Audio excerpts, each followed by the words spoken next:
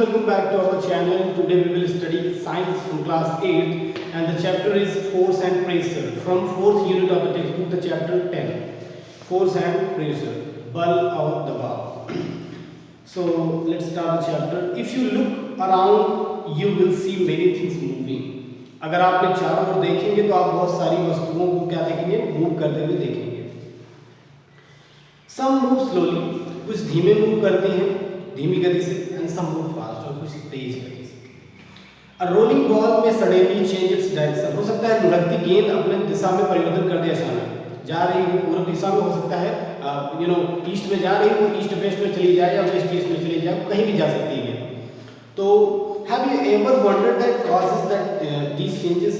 क्या आपको कभी आश्चर्य नहीं हुआ कि यार इस दिशा परिवर्तन का कारण क्या है? So have you ever wondered what causes these things? A body cannot start moving or stop moving.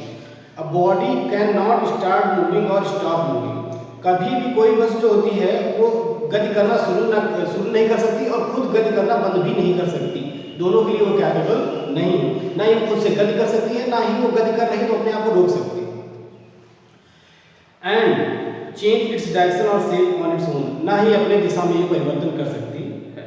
This happens, ऐसा होता है, because force is applied to the body, क्योंकि उस वस्तु पर बल दिया जाता है. So this happens because force is applied to the body. Let's learn what is force. तो आइए समझते हैं ये फोर्स है क्या. फोर्स, अ पुल और अ पुश. अ पुल और अ पुश, धकेल या खिंचाव.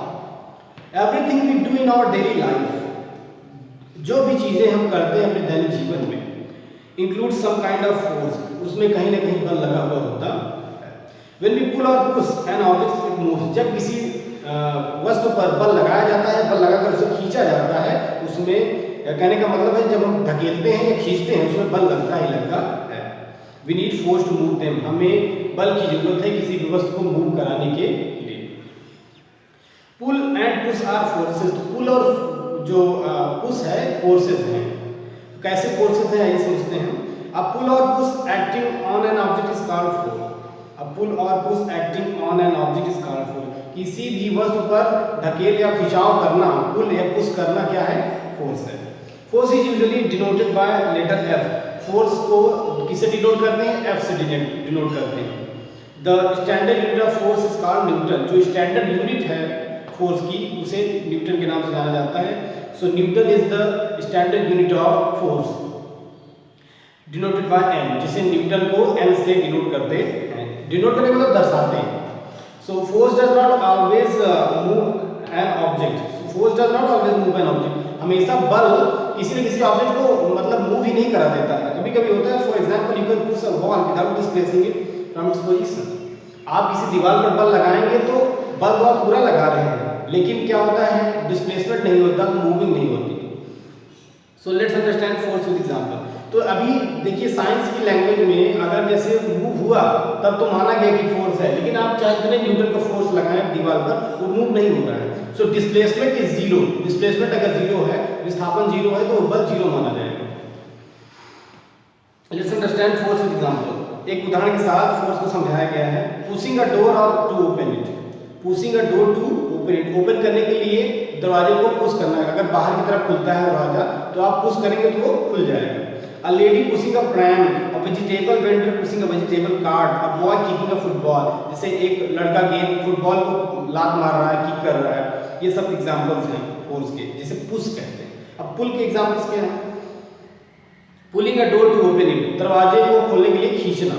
क्या हो जाएगा, वही दरवाजा जो हम लोग अंदर से भी ठेल रहे थे, वही अगर बाहर से कोई खींच ले तब भी तो खुल जाएगा ना डोर.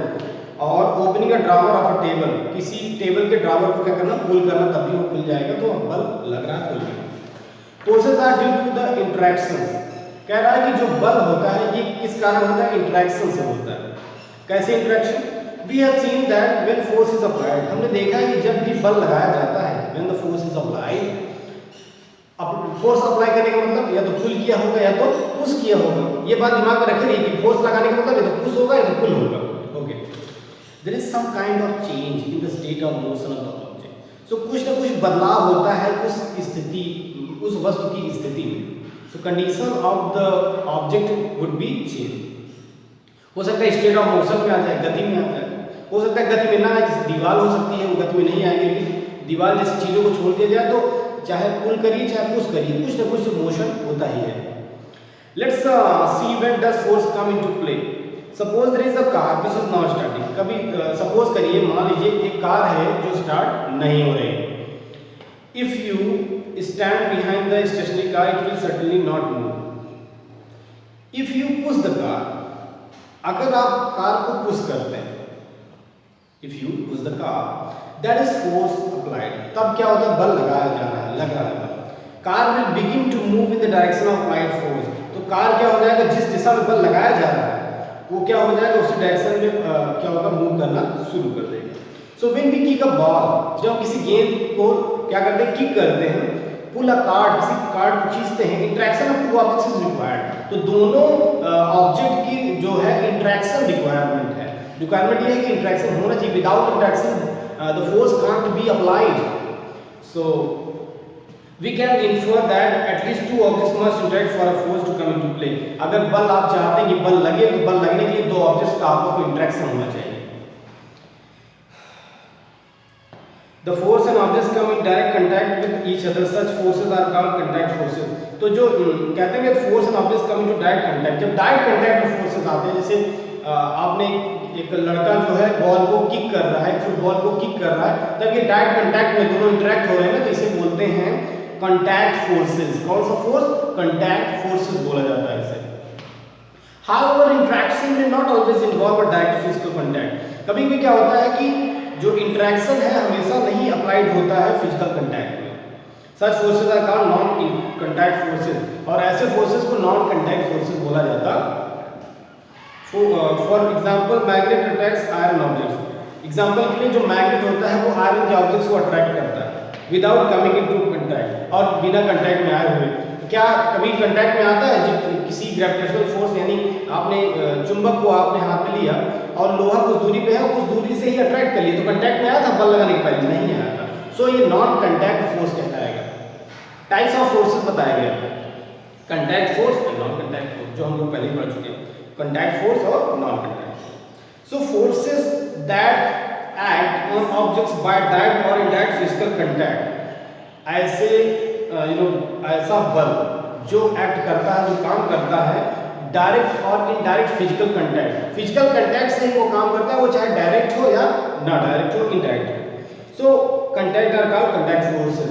इनडायरेक्टली या डायरेक्टली अगर फिजिकली वो आप क्या कर रहा है, कंटैक्ट कर पा रहा है, तब वो क्या हो जाएगा, कंटैक्ट फोर्सेस हो जाएगा। यानी इंटरेक्शन हो रही है, चाहे वो डायरेक्टली हो या इनडायरेक्टली। फिर आता है मस्कुलर फोर्स, इसी कंटैक्ट फोर्स में आता है muscular force. The force exerted by the action of muscles in our body is called muscular force. ऐसा बल जिसमें हमारी भुजाओं की जो मांसपेशियां हैं, हमारे शरीर की जो मांसपेशियां, उनका बल लगता है, उसे मोशन में लाने के लिए किसी वस्तु पर बल लगाया जाता है हमारी मांसपेशियों के द्वारा, वो मस्कुलर फोर्स होता है। कौन सा force, muscular force.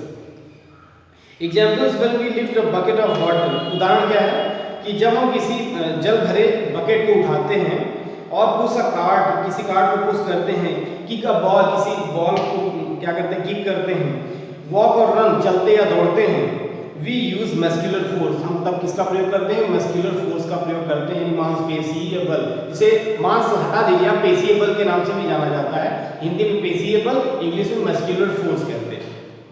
Digestion of food, भोजन का पाचन, bending of your body, breathing all carried due to the force of exerted by the muscles. ये मसल्स की फोर्स पर ही, यानी पेशीय बल के द्वारा ही भोजन पचता है, हमारी बॉडी बेंड हो जाती है, हम ब्रीथ कर पाते हैं, और ऐसी कई सारी चीजें मांसपेशियों द्वारा होती हैं। तो इस मांसपेशियों द्वारा लगाया गया बल पेशीय बल होता है। फिर आता है फ्रिक्शन, बहुत इंपॉर्टेंट है फ्रिक्शन, घर्षण। Friction is also a type of contact force. Friction भी जो है एक कंटैक्ट फोर्स है। क्या है, कंटैक्ट फोर्स है। The force acting between two surfaces, ऐसा फोर्स जो किसी दो सरफेस से, दो सतहों से के बीच होता है, इन कंटैक्ट, दो सतहों के कंटैक्ट से जब जो फोर्स जनरेट होता है वो क्या होता है, फ्रिक्शन होता है। with each other which opposes to the motion of one body over the other is called friction or force of friction। Friction या फोर्स ऑफ फ्रिक्शन कहते हैं घर्षण बल, या घर्षण बल ना कहकर बल ही कह दिया जाता है। तो इसमें क्या होता है कि किन्हीं दो ऑब्जेक्ट्स के दो सरफेस आपस में क्या करते हैं, इंटरेक्ट करते हैं। सो हम कह सकते हैं कि कौन सा फोर्स है, ये कांटेक्ट फोर्स है। The force of friction always acts on all moving objects. ये जो घर्षण होता है, वैसे तो आप फोर्स लगाते हैं, कोई नॉन मूविंग ऑब्जेक्ट है तो मूव करने लगता है, लेकिन घर्षण क्या है, हैबिचुअल है ये करने के लिए। जैसे कोई गतिमान चीज है, कोई इन मोशन है तो उसे आउट ऑफ मोशन यानी उसे मोशनलेस कर देता है। जैसे साइकिल आप चला रहे हैं, साइकिल चलाते जाते अचानक आपने ब्रेक लगाई, तो ये इसे साइकिल को आपके ब्रेक ने नहीं बल्कि फ्रिक्शन ने रोका है। किसने रोका है, घर्षण ने रोका है। तो ये जो मूविंग ऑब्जेक्ट्स होते हैं इसे स्टॉप कर देता है कौन, घर्षण ऑब्जेक्ट, ये फ्रिक्शन, फोर्स ऑफ फ्रिक्शन के नाम से जाना जाता है। एग्जांपल दिया गया है, a rolling ball comes to rest after some time due to the friction. एक लुढ़कती गेंद कुछ देर बाद रुक जाती है, इसका रीजन है friction. And a cycle stop after some time she stop pedalling. अगर आप पैडल मारना बंद कर दें, पैडलिंग बंद कर दें तो साइकिल कुछ देर बाद रुक जाती है, it's due to the friction, because of the friction between the road and cycle. Road और साइकिल यानी रास्ते, सड़क और साइकिल के बीच का फ्रिक्शन जो होता है, that is the reason that's why the cycle would be stop in some time. Okay, so non contact forces, forces that do not need physical contact. ऐसे हालांकि अभी थोड़ा बताया था, लेकिन अब हम लोग एक्सप्लेन करेंगे इसको। Force that do not need physical contact, ऐसे बल जिसमें फिजिकल कांटेक्ट की जरूरत नहीं होती ऑन द ऑब्जेक्ट, उस सोर्स पर जिस वस्तु पर बल लगना, with which they are acting are called non contact force. Magnetic force examples, magnetic force, electrostatic force, gravitational force are the example of non contact force. अब आप कह रहे हैं सर मैग्नेटिक फोर्स और ग्रेविटेशनल फोर्स में क्या अंतर है? ग्रेविटेशनल फोर्स एक गुरुत्वाकर्षण बल है, और मैग्नेटिक फोर्स क्या है, वो आकर्षण बल है। So both are same but objects जो है अलग अलग है। सो मैग्नेटिक फोर्स क्या है, दोनों के बारे में बताना जरूरी है, तो बता अभी हम लोग तीनों चारों काफी कुछ बताया गया इसमें, जैसे magnetic force, electrostatic force, gravitational force और ये सब चीजें हैं, तो इस बारे में पढ़ते हैं हम लोग। और एक्टिविटीज इसमें बीच बीच में दी गई जिनको हम अवॉइड कर रहे हैं फिलहाल, लेकिन आपको घर पे एक्टिविटीज जरूर करनी है। So this activity shows a magnet exerts force on another magnet without being in contact with it। जब आप एक मैग्नेट को दूसरे मैग्नेट के पास ले जाते हैं तो वो अट्रैक्ट कर लेता है दूसरे को, तो ये क्या हो गया, विदाउट टचिंग, विदाउट इंट्रैक्शन क्या हो गया, एक फोर्स लग गया। तो ये नॉन कांटेक्ट फोर्स का एक टाइप है। क्या नाम है इसका, magnetic force, force of magnet कह सकते हैं। The force exerted by the magnet is called magnetic force. तो एक मैग्नेट से दूसरे मैग्नेट में जो लगाया गया बल है वो मैग्नेटिक फोर्स यानी चुंबकीय बल है। फिर आता है electrostatic force. The comb acquires an electrostatic charge after it has been rubbed in the hair. जब कंघा बाल में किया जाता है, बाल और कंघे के बीच इंटरेक्शन होता है, इस इंटरेक्शन के बीच क्या कौन सा एनर्जी, कौन सा फोर्स लगता है, वो इलेक्ट्रोस्टैटिक फोर्स लगता है, electrostatic force. The force between electric charge is called electrostatic force. This force comes in play when two bodies are not in contact with each other. ये फोर्स तब लगता है जब दो ऑब्जेक्ट्स आपस में इंटरेक्शन नहीं कर पाते। फिर आता है gravitational force. The force with which objects pull each other is called gravitational force. Gravitational force तब होता है जब एक ऑब्जेक्ट दूसरे ऑब्जेक्ट को अट्रैक्ट कर लेता है। Force with which objects pull each other is called gravitational force. Examples, when a ball slips from your hand and it's fall down। जब आपके गेंद से आपके हाथ से गेंद स्लिप होकर जमीन पर गिर जाती है। Fruits and leaves fall on the ground, पत्तियां और फल जमीन पर गिर जाते हैं। Water in reverse flow down, नदियों का पानी जो है नीचे की तरफ जाता है। All objects fall down towards the earth, सभी ये जो ऑब्जेक्ट्स हैं ये पृथ्वी के निचले सतह पर जाते हैं। This is due to the force of gravity, ये ग्रेविटी के बल के कारण होता है। फिर आता है रिजल्टेंट फोर्स। रिजल्टेंट फोर्स प्रचलित कम है लेकिन मेन है। All times more than the force one force act on a body at the same time. All times हर समय more than one force acts on a body, एक बल से ज्यादा एक किसी ऑब्जेक्ट पर एक बल से ज्यादा भी बल लग सकते हैं एक समय पर। In such case the effect on the object due to the net force acting on it. So इस केस में क्या होता है, the effect on the object, जो उस वस्तु पर इफेक्ट पड़ता है due to the net force acting on it.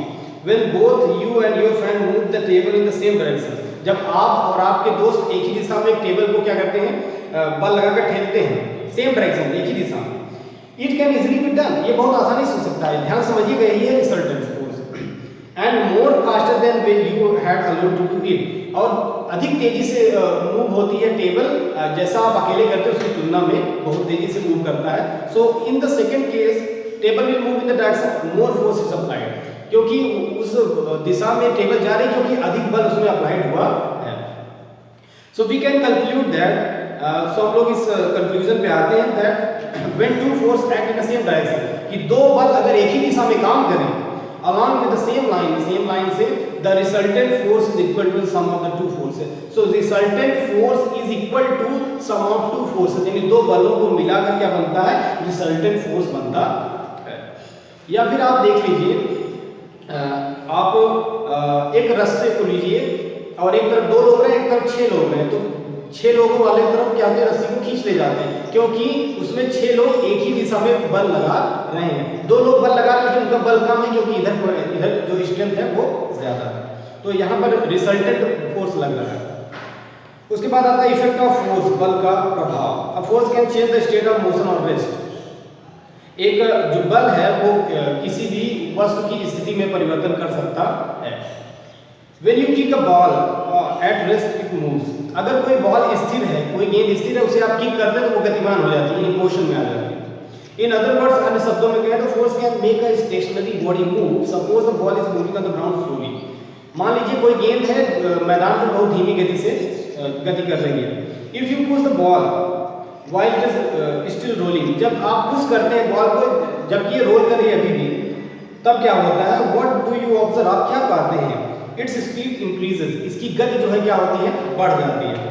This shows that a force can increase the speed of moving object, तो ये दर्शाता है कि एक बल जो होता है किसी मूविंग ऑब्जेक्ट में लगाया जाए तो उस मूविंग ऑब्जेक्ट की जो स्पीड है वो इंक्रीज हो जाएगी, यानी स्पीड बढ़ जाएगी।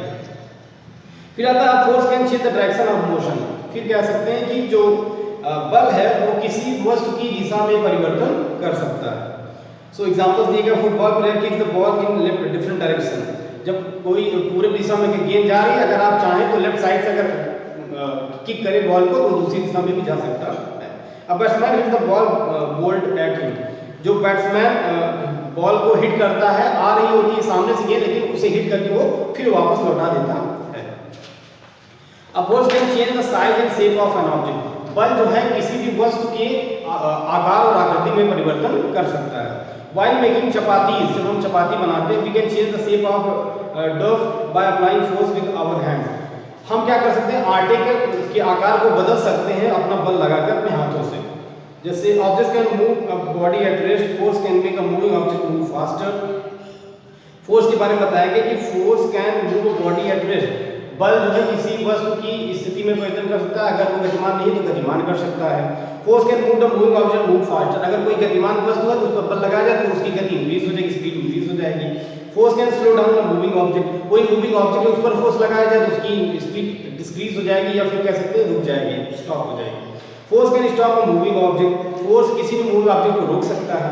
Force can change the direction of moving object, किसी भी मूविंग ऑब्जेक्ट के डायरेक्शन को चेंज कर सकता है फोर्स। फिर आता है force can change the shape of the object, किसी भी ऑब्जेक्ट के शेप को चेंज कर सकता है फोर्स। फिर आता है प्रेशर।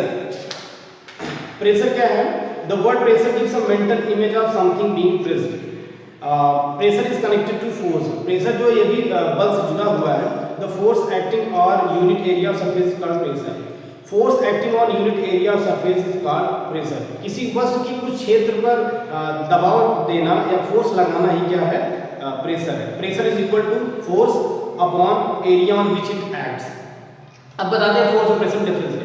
फोर्स जो है किसी ऑब्जेक्ट पर जब लगाता है बल, किसी ऑब्जेक्ट पर बल लगाता है तो वो क्या करता है, कंप्लीटली उस बॉडी पर फोर्स लगाता है। लेकिन जब प्रेशर पड़ता है तो वो पूरी कंप्लीट बॉडी पर नहीं बल्कि किसी एक स्पेशल सरफेस पे होता है, किसी एक स्पेशल सरफेस पे पड़ता है। तो इसलिए इसका फॉर्मूला है pressure is equal to force upon area on the which it acts, जहां पर बल लग रहा है उसका एरिया।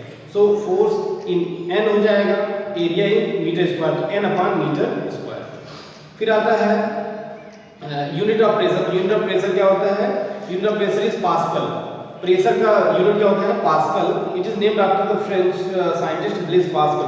फ्रांस के वैज्ञानिक थे ब्लेस पास्कल, उनके नाम पर क्या बन गया, ब्लेस पास्कल के नाम पे पीए, पास्कल एक यूनिट बन गया। So 1 PA is equal to 1 newton per metre square, 1 newton per metre square. फिर आता है pressure exerted by air, gas like liquids also exert pressure, atmosphere pressure, as we know that atmosphere mainly consist of gases. हम सभी जानते हैं कि atmosphere जो है वो गैसों का क्या है, एक समूह है। These gases exert pressure on us, ये सब भी हम पर दबाव डालते हैं। The pressure exerted on any object by the weight of the air above it atmospheric pressure। फिर आता है, कुछ खास नहीं है इसमें लेकिन बहुत इंटरेस्टिंग है कि atmospheric pressure on the earth surface at sea level is about 100,000 pascal. जो एटमॉस्फेरिक प्रेशर है ऑन द अर्थ सरफेस, पृथ्वी की सतह पर एट सी लेवल, समुद्र के स्तर पर इज अबाउट 100,000 पास्कल, ये तकरीबन 100,000 पास्कल है। 100 kPa एयर जो है 100 kPa air always pressure on the human body, human body पर हमेशा 100 kPa का एयर प्रेशर रहता है। And atmospheric pressure decreases as we go up at the atmosphere. जो एटमॉस्फेयर प्रेशर है वो आप जैसे जैसे ऊंचाइयों पर बढ़ते जाते हैं आपका प्रेशर कम होता है। This is because we go up to the length of the air column decrease and hence atmospheric pressure also decreases. So mountaineers had high altitude at times experience bleeding through their nose. This is due to rupturing of blood vessels in the body due to sudden decrease in air pressure. जो mountains, जो पर्वतारोही होते हैं, जब ऊंचाई पर चढ़ते हैं तो उन्हें नोज ब्लीडिंग होती है, नाक से खून आता है। ये प्रॉब्लम उन्हें इसलिए होती है क्योंकि वो क्या करते हैं, ऊंचाइयों पर जाते हैं तो उनका जो एटमॉस्फेरिक प्रेशर होता है वो कम होता जाता है, ब्लड वेसल्स क्या होते हैं, ब्लड पंपिंग करने लगते हैं, तो इससे क्या होता है उन्हें ब्लड होने लगता है। उसके बाद फिर समराइज में है कुछ स्टेप्स हैं, जैसे force is due to the an interaction between two objects. दो ऑब्जेक्ट्स के इंटरेक्शन से ही क्या होता है, फोर्स जनरेट होता है। फोर्स है both direction and magnitude, force में डायरेक्शन भी होता है और मैग्नीट्यूड भी होता है। Force are of two types, force के 2 टाइप्स होते हैं, contact force and non contact force.